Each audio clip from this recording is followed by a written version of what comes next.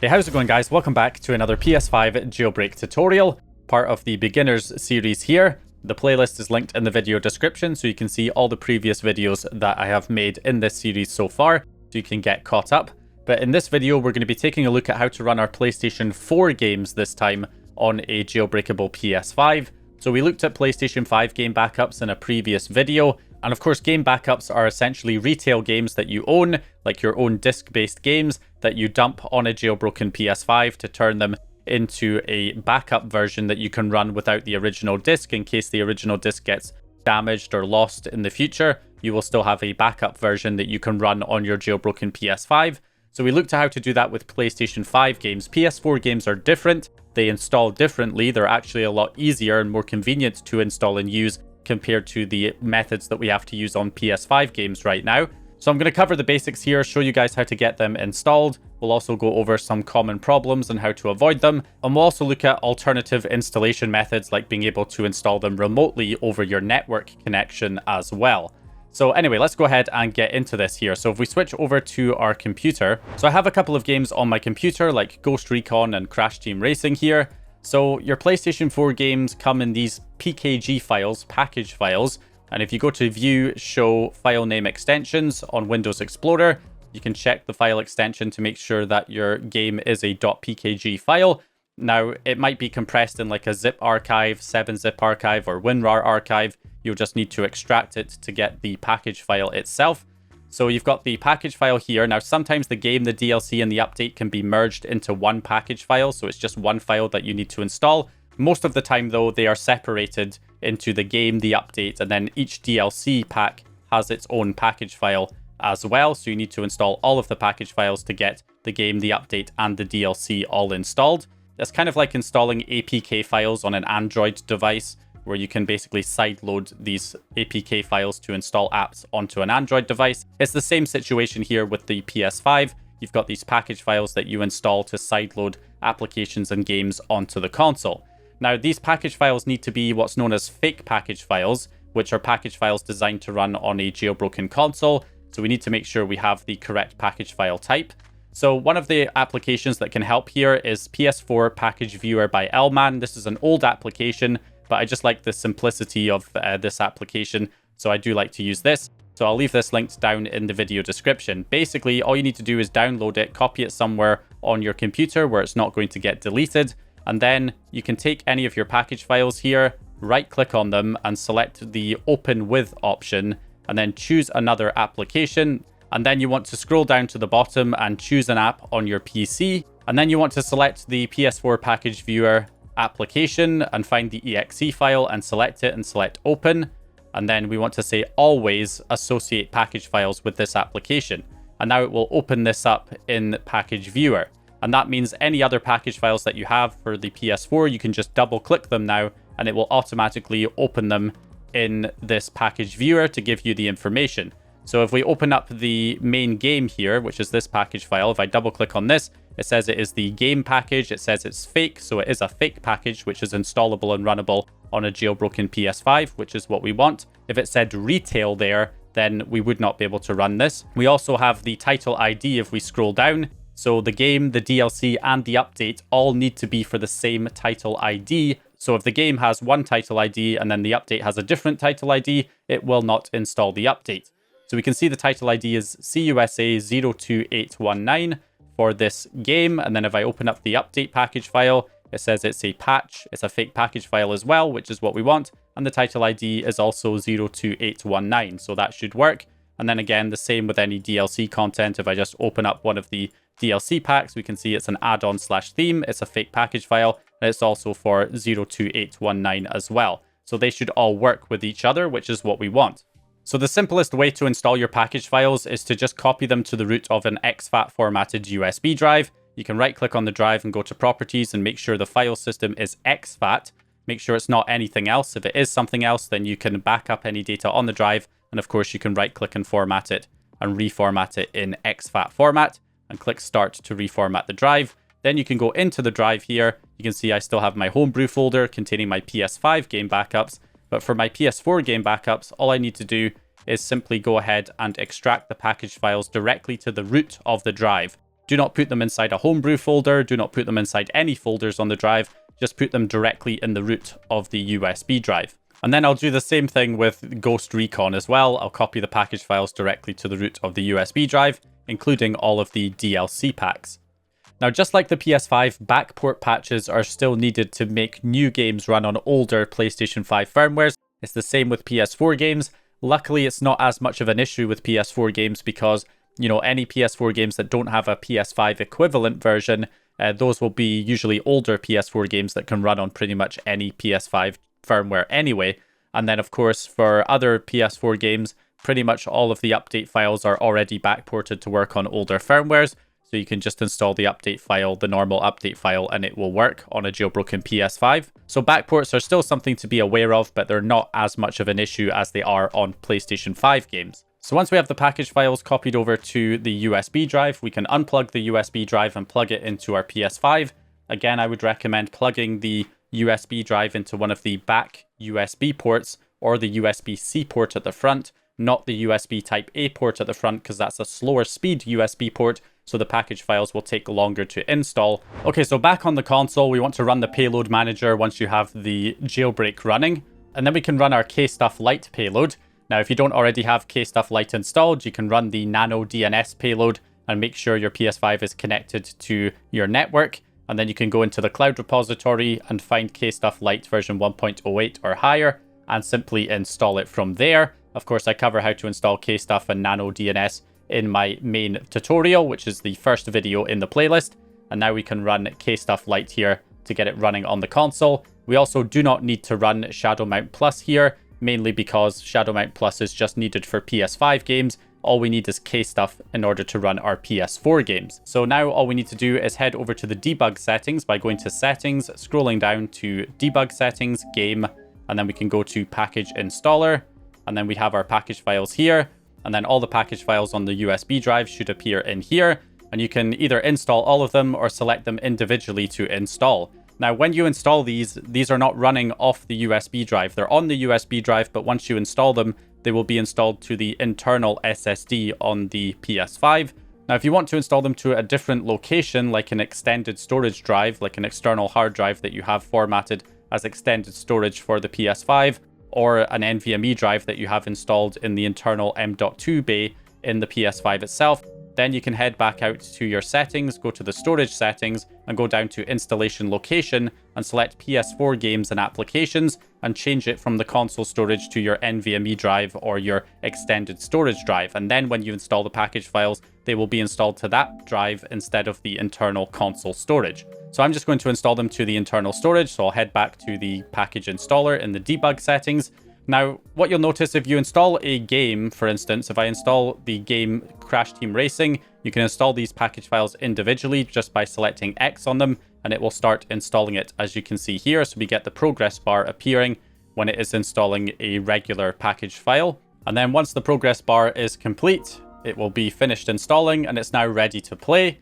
But when you go to install an update file, they usually behave differently. So if we go to install an update file here, you can see it just happens instantly, and that's because it doesn't actually show the progress bar. It will add the update file to your downloads. So you have to go into your downloads and uploads to be able to see the progress of the update file that is being installed for the game. Now, the reason I'm showing that individually is that there's an issue that can happen if you go to install all. It's not really an issue, it's more just like a UI bug. If you go into the debug settings, game, package installer, and if you just select the install all option, instead of installing the package files individually, which is more convenient, you can just install all the package files that you have on your USB drive by hitting install all packages. But what you'll notice, you'll get stuff like this, where it says error has occurred, and then it looks like it's stuck on the installing bar, like something's gone wrong and it's frozen. But what's actually happening here is it's installing the update file first, and because the update file does not have the normal install progress bar, it goes into your downloads, but you're stuck in this package installer section. It looks like everything's frozen and something's gone wrong, but the update file has just been added to your downloads and it's being downloaded in the background. You just can't see the progress of it. So you just have to wait for the update file to be completed, and then it will start installing the next package file. So it's not actually frozen, although it looks like it's frozen when you hit the install all option. As you can see there, it's now been added to downloads. It's now basically installed the update file, and now it's installing the game package file. So the progress bar usually does not appear when it's installing an update file, which can make it look like it's frozen when it's actually not. Okay, and there we go. That is everything now installed. If we head back over, I'm going to be getting those notifications popping up about the add-ons for quite some time here, because there was a lot of DLC packs. If we press options over the game and go to information, we can see the version number is 1.31, so it has been updated. So the update patch was successfully installed. And we can press options and also go to manage game content, and that will show all of the DLC packs that are installed as well. And as you can see, they are all installed. So anyway, let's go ahead and run the game here. Make sure it loads and that we're all good. Yep, and here we are loaded up into the game here. We're getting all of our unlocks popping up, showing that the DLC has been successfully applied. We're getting constant things popping up. Light hunting jacket has been successfully unlocked. Wilderness something has been unlocked. So yeah, it looks like all the DLC seems to be working as well. Now, one of the common issues you can run into is when you install an update file and it fails to install. So for instance, I'm installing Crash Team Racing Update 1.20 here. This is a previous update that I had for Crash Team Racing. And you can see in this case, it just fails. It says it can't install once it finishes trying to install it. It just says it cannot install. And if I check the error, it just says that something went wrong. So this is an issue you can run into, and this normally happens when the game and the update file were dumped on different consoles. So, you know, you create the game update on one console, you create the game package file on another console, then the update does not work. It fails to install, even though they're for the same title ID, so they should technically work, and they're also fake packages, but you will still run into this issue.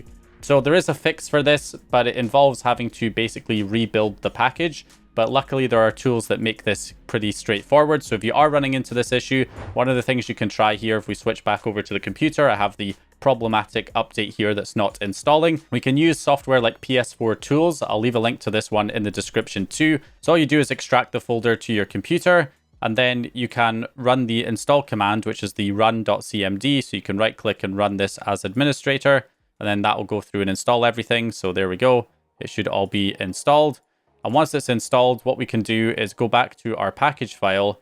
If you right click on any of the package files now, you'll have this PS4 tools option, which has lots of different options to manage the package files. You can extract them, get the information from them, lots of different functions. So all you do is you highlight the game package file that the update is not working on. So highlight that one and also highlight the update file itself that isn't working with that game. And then you can right click and go to PS4 tools and select the remarry option. Select that option and then it will do everything for you. It will extract the update file and then rebuild it based on your game file that's not working. Okay, and there we go. It is now done. So I can press enter to continue. And we now have this remarried version of the update file here, version 1.20, which should now work with this version of the game. So back on the console with the version that was not working there, cannot install this update file, so I will cancel and delete it. And then we will go back to the package installer, go back into the package installer, and we can see we now have the remarried package file that we can install. So we just select this one and that will get it added to downloads. So added to downloads. If we go to downloads, we can see it installing here. I think my USB drive is thermal throttling at this point because it's taking a while to install. But there we go, it is done. And as you can see, it successfully updated this time. No more error message.